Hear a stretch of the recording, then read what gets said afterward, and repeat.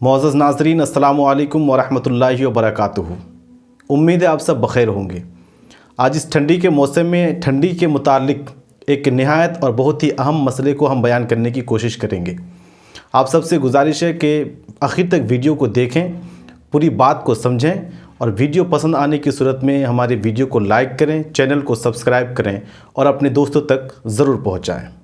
बात यह है कि ठंडी का ये मौसम है और इस मौसम में कपड़े वग़ैरह के ताल्लुक़ से, तहारत के ताल्लुक़ से बहुत ही मसला खड़ा हो जाता है जब वो नापाक हो जाते हैं। और बिलखुसूस वो कपड़े जो मोटे होते हैं, जैसे कि गद्दा हो गया, रज़ाई हो गई, कम्बल है, इसमें अगर बच्चे ने पेशाब कर दिया, नजासत लग गई, तो इसको पाक कैसे किया जाए, ये मसला खड़ा हो जाता है। बाद जगहों में देखा गया है कि पूरा का पूरा कम्बल धो लिया जाता है, पूरी रज़ाई और पूरा गद्दा धोया जाता है और पूरी ठंडी निकल जाती है, वो सूखता नहीं है। तो ऐसे में कौन सी ऐसी सूरत अपनाई जाए जिससे गद्दा भी इस्तेमाल में आए और ठंडी में उसको इस्तेमाल कर सके और वो गद्दा पाक भी हो जाए। तो आपसे गुजारिश है कि मसला को अच्छी तरह से सुनें, समझें और उस पर अमल करने की कोशिश करें। नाजरीन, कपड़े के जिस हिस्से में नापाकी लगी है, सिर्फ़ उसी हिस्से को धोना ज़रूरी है। जिस तरह से जिस्म के जिस हिस्से में नापाकी लगेगी, पेशाब लगे, पाखाना लगे या कोई और चीज़ जो नापाक है वो लगे, तो सिर्फ़ उसको धोने से वो हिस्सा पाक हो जाता है। इसी तरह से कपड़े में अगर कोई नजासत लगे, बच्चे ने पेशाब कर दिया, पाखाना कर दिया, कोई और नजासत वाली चीज़ लग गई, तो पूरा का पूरा कपड़ा धोना ज़रूरी नहीं है, बल्कि उस हिस्से को धो लिया जाए। ऐसे में वो कपड़े जो मोटे, जैसे मैंने बताया कि गद्दा है, रज़ाई वग़ैरह है, इसको कैसे साफ़ करें? तो उसका सही तरीक़ा यह है कि जिस हिस्से में नजासत लगी है उसी को धो लें।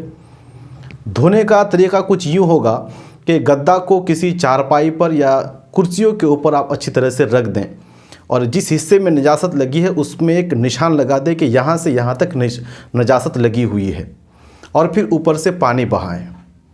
जब पानी बहना टपकना ख़त्म हो जाएगा एक बार, तो छोड़ दें।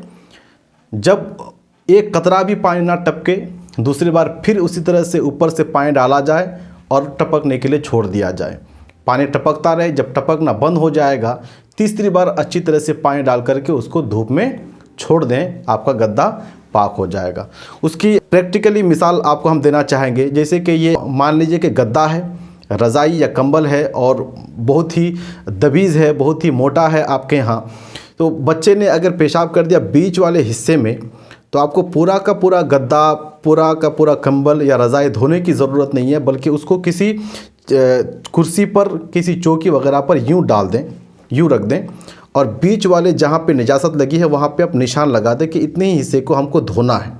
इससे क्या होगा कि मुख्तसर जगह होगी, कम जगह होगी, पानी गिराएंगे, नीचे से पानी टपकेगा, तो सिर्फ इतना ही हिस्सा है ना, जो नापाक था वो पाक होगा और वही भीगा रहेगा और जल्दी से सूख भी जाएगा, और बाकी जो हिस्सा है उसको हम आसानी से इस्तेमाल कर सकते हैं।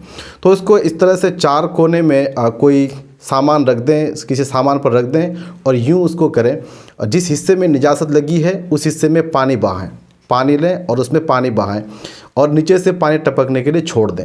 जब तक पूरा का पूरा पानी टपक जाएगा जो भी वहाँ पे है, और आप नज़र करेंगे 10 मिनट 15 मिनट तक टपकना बंद हो जाएगा, तो फिर दूसरे मर्तबा पानी डालेंगे आप, फिर पानी डाल के छोड़ देंगे। जब ये पानी नापाक पानी टपकना बंद हो जाएगा, तीसरे मर्तबा फिर पानी डालेंगे और इस तरह से हमारा जो कपड़ा है वो पाक हो जाएगा।